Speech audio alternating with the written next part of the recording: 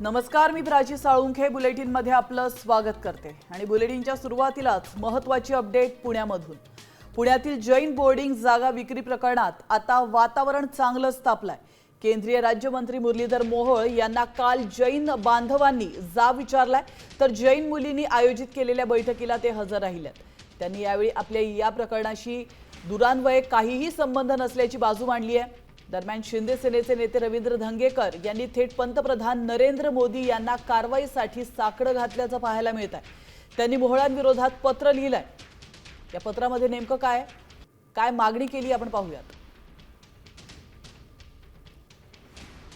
आपल्या देशाचे सर्वोच्च म्हणजे ते पंतप्रधान आहेत आणि जर त्यांच्या नावाखाली जर निवडून आले असतील तर त्यांना विनंती आपल्याला करावीच लागेल। ती विनंती पत्र मी त्यांना दिले आणि हा घटनाक्रम कसा आहे तोही त्याच्यामध्ये लिहिलेला आहे।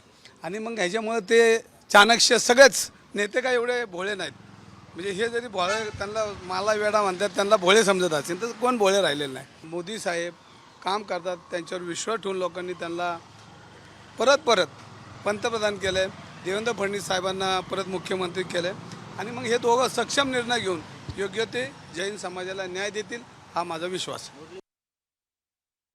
आता isakal.com आहे देशातील नंबर 1 ची मराठी न्यूज वेबसाईट। प्रत्येक अपडेटसाठी isakal.com ला नक्की भेट द्या।